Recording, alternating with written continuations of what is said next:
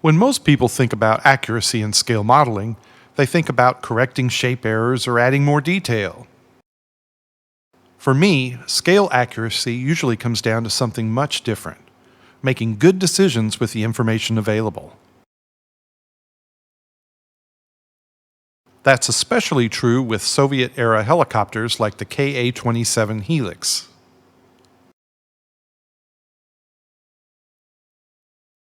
Much like my last project, the Westland Lynx, I'm building my newest project, the Hobbyboss KA-27 Helix, with the intent of not capturing every detail, but capturing the look and feel of this helicopter in a way that adds authenticity and credibility.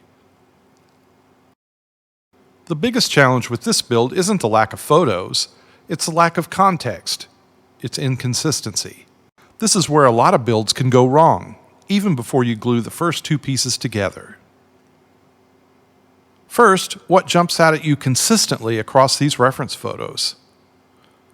In reviewing my references, patterns matter more than single images. I'm asking myself questions like, what weathering is consistently visible? What details always catch my eye? The things you notice may differ greatly from what I notice. That's what makes each of our models unique. Whether in the display cabinet or on the contest table, your model speaks about you and the choices you make, unapologetically.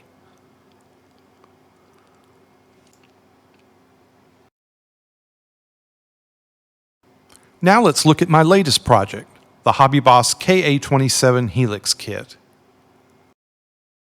As I take a look at this kit and its parts, I don't start by asking what's wrong with this kit.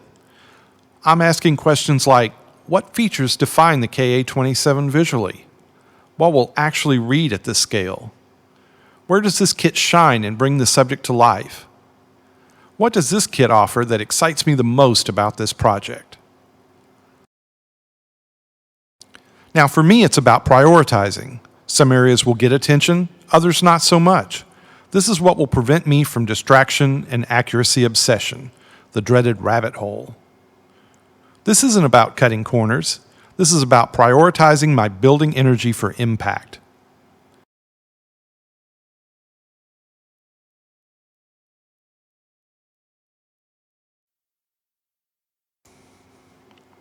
So let's talk about my goals for this video series.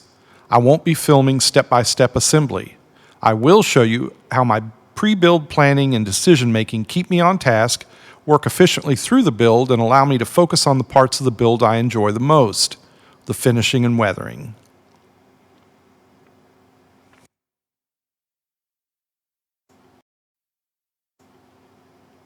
If you're interested in creating a more accurate model through weathering and finishing, I've put together a free online guide covering 10 common weathering mistakes I still see even on well-built models and how to avoid them.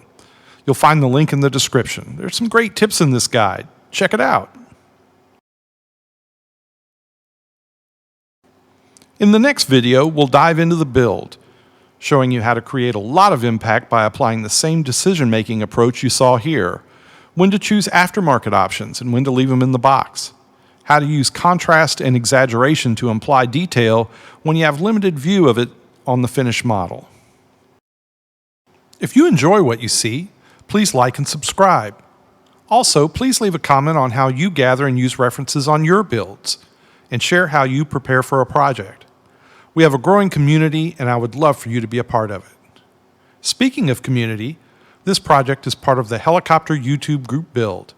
There are a lot of talented modelers taking part and some great subjects you can follow along with.